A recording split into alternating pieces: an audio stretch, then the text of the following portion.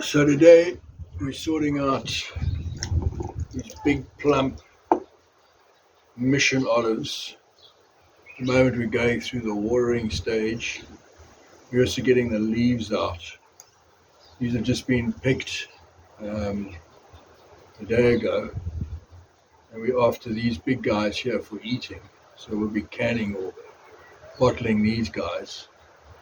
Black missions. These are also missions, so they're just about to turn black. So we'll separate these guys out.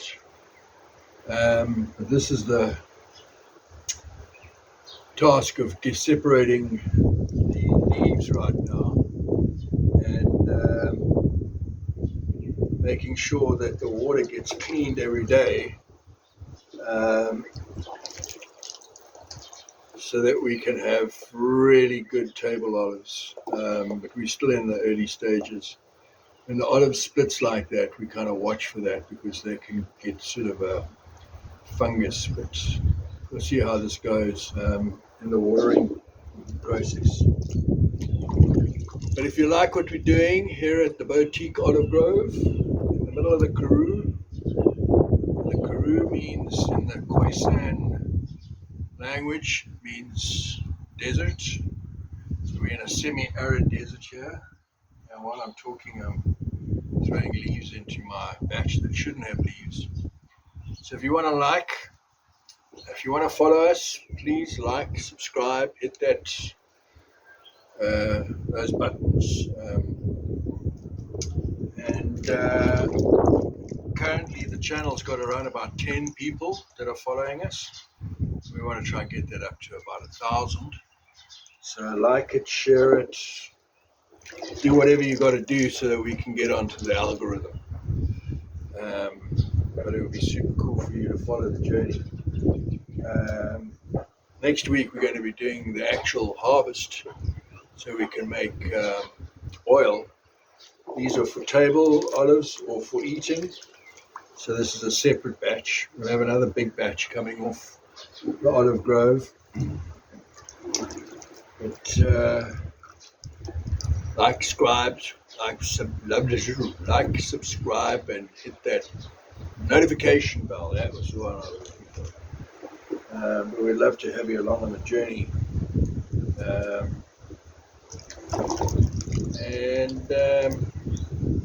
The olive grove started in 2007. My son Joshua and I planted every single tree here. We've got 185 trees, 7 rows, and the first 3 rows are mission, which are these guys over here. Next row is a Coratina, which is a really, really lovely oil-based olive, used specifically for olive oil. Look at these guys. I mean, they're just huge. These are like plums, or large grapes. Look at that. That's what's going to go into our bottles. So we've got row 3, 1, 2, and 3 are missions. Row 4 is a Coratina. Row 5 and 6 are Frontoia. And row 7 is the Lacino. So from 4 through to 7, those are mainly used for production of olive oil. Not really good for eating. Not many people like them to eat.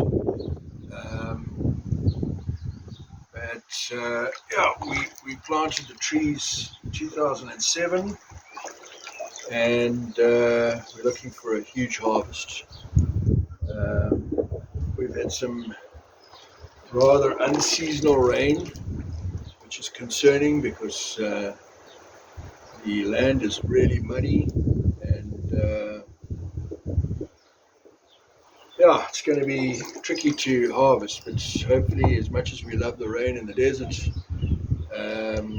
not great for olive harvesting. So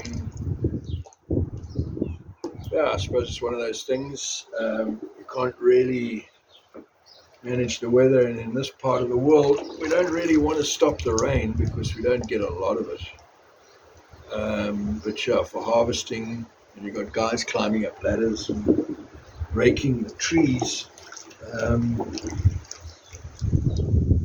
yeah, it gets a little bit dangerous, and always concerned about accidents and people getting hurt.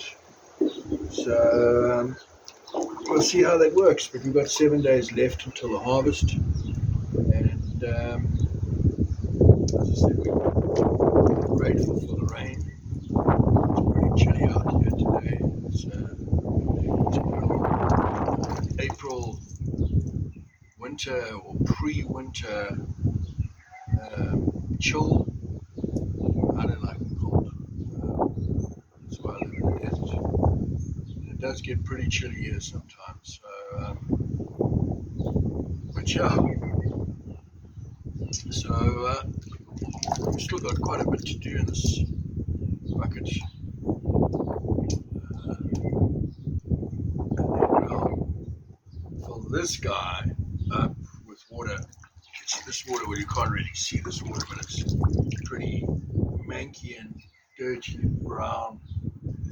And we want to rinse the olives every day so that you can get the tannin out of the olive so that you can eat it.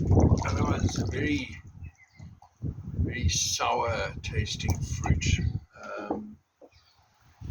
So this is what goes on before you can actually eat table olives. Oops. One got away over there. We've got two on the floor there. As I said, we want to build a channel, and if you're keen to watch what we do here on the Olive Grove, it's very rustic. It's good fun. We employ the local labour. They're a great bunch of guys, hardworking, and we'll be videoing that too. So yeah, follow along and like, subscribe, do whatever you got to do so we can get that algorithm going and get to 1,000 likes. So share it if you think there's some good fun and value in it. Do a lot of things on the Olive Grove. There's bees, we make honey. Everything around here is done mostly by me, quite far away from any sort of real support. But yeah, it's been an incredible journey, and this year I decided with this enormous harvest that we're going to be doing was to document it. Last year I didn't really put too much effort into the video side of things. But this has been our really first big harvest in a while because of the drought and just the water supply. Fortunately, we got a well and pump each day. But we've stopped now because we don't want too much water on the olives, or should I say in the olives, because we want more olive oil than olives with oil than olives with oil and water. So anyway, and we're nearly there. This guy's pretty good. Here we got about 30 kilos of olives. We're still going to separate out the green and the black olives. So that's much later on. But these guys have got to sit in water, new, fresh, clean water every day. And then we'll put it into my magic sauce, which is the brine. And then we'll add some chilies and some garlic. I'll put some nice flavoring in there. People love that. And we've done a new label this year. We put together a brand new label, both for the olive oil and for the olives. So I'll share that with you guys. When I see the printer, it looks pretty cool. I'm impressed with the way it's come out. Yeah. Leaves and more leaves, and we'll still get more leaves in here, and then we'll thin it out some more if there are any floating around. But when you're doing a bulk bunch of olives like this, it really is a labor of love to get them to the stage where they're edible. But these olives are just delicious. I mean, Mission, the people go, oh, well, I'd love to have a Kalamata or a whatever.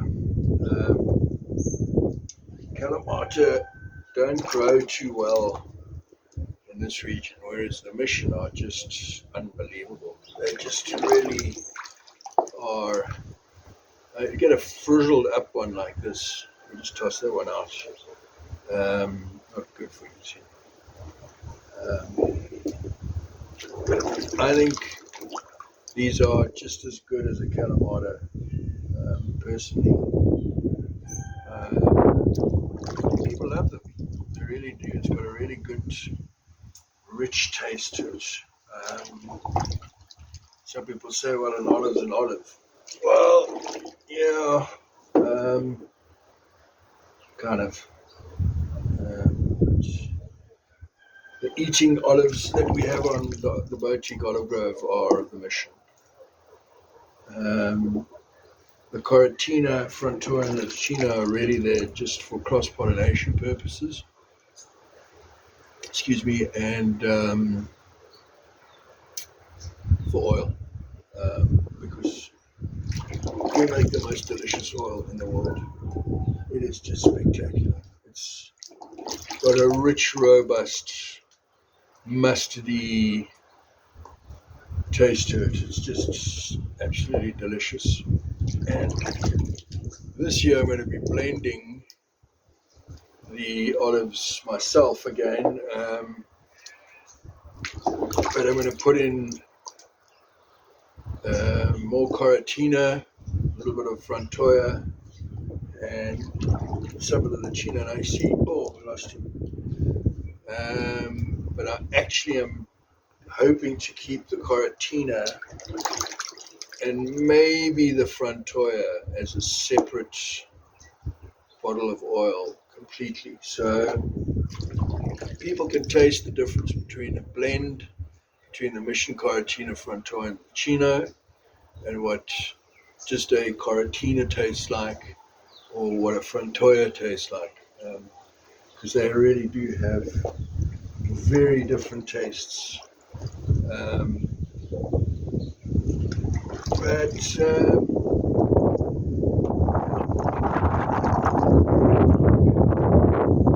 sorry about the wind noises. I'm just lucky we've got a gap in the weather where we don't have too much rain. I think it's the first time in 3 days that we haven't had much rain.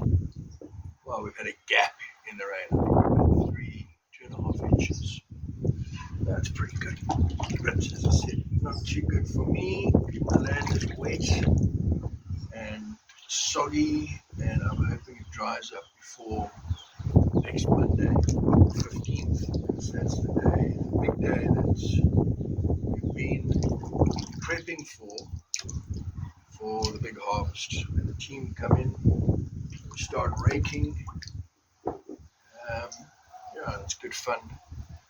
We had a couple of competitions to see who can fill up crates the fastest, who can do all sorts of things. And the trees, I'll show the trees, but the trees haven't had a good pruning for a while, so we might actually have to cut a couple of the branches as we raking the trees, because the olives are like super high in the tree. So, farming has its challenges, I suppose. I think every endeavor has its challenges, and you can't really predict the weather. Um, the boutique olive grove is a little bit too small to have its own press. It's just not economically viable. It would be nice, but it's not economically viable. So we drive the grapes. We drive the olives 200 kilometers away to a place called Durist. There's an amazing olive estate there called Duristica, and they've got an incredibly impressive cold press environment there, and everything's food grade, absolutely beautifully ISO whatever thousand, clean, uh, really well organized, good guys. And so we drive the olives 200 kilometers through the night, get there, drop the olives off in bins, process the olives that night, converting them into oil, and then we do the same thing, rinse, repeat the next day, come back, and see, there's that one's got squished. Then we do that 3 or 4 times, backwards and forwards to Duristica. But at least I guarantee the people that really love my oil, cold pressed, perfect, absolutely perfect conditions. There's no heat, chemicals, or anything that's used in the olive oil process. So, really would. I'd rather drive the 200 kilometers so that I could get an excellent end product than have some sort of a mediocre olive oil.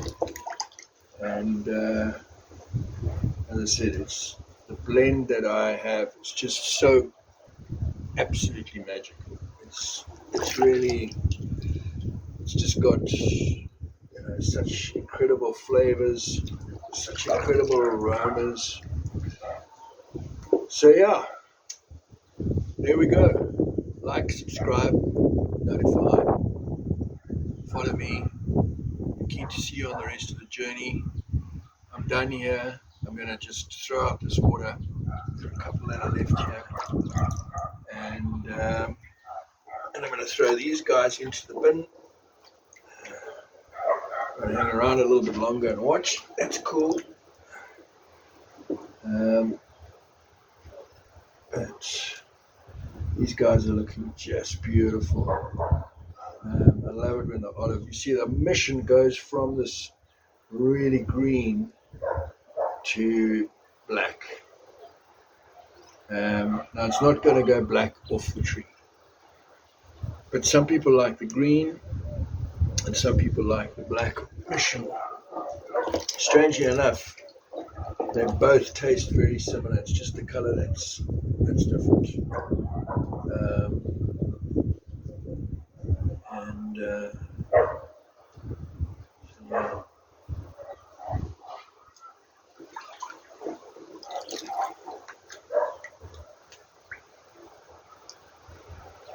It's always a tricky one when we're raking the olives off the trees, trying not to stand on the olives. You don't want to crush the olive, especially for table olives. So, Alright, I think we've got to use this guy now.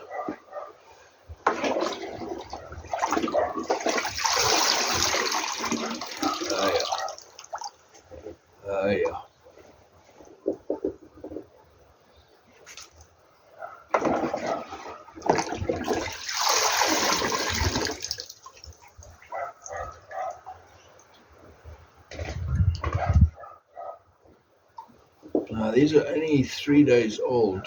Well, when I say 3 days old, they've only been off the tree for 3 days. But you don't want to keep them out of water.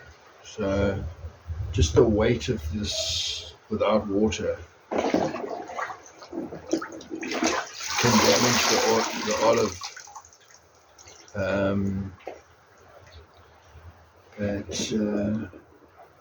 We've done pretty well. This water is really brown and dirty from. Oh, there's another crush. God, those. Actually, you want to take those guys out. They really make a mess of things because they start to ferment.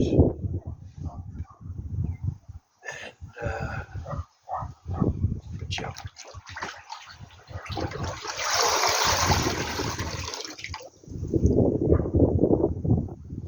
Actually, we've got more than 30 kilos here. I think we've got about 40.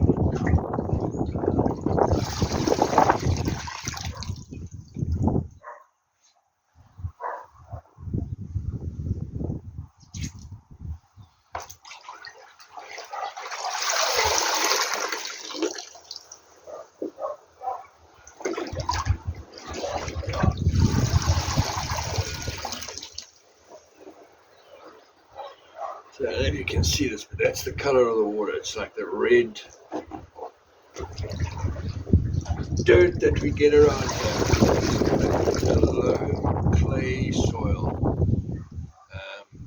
So these guys are really beautiful.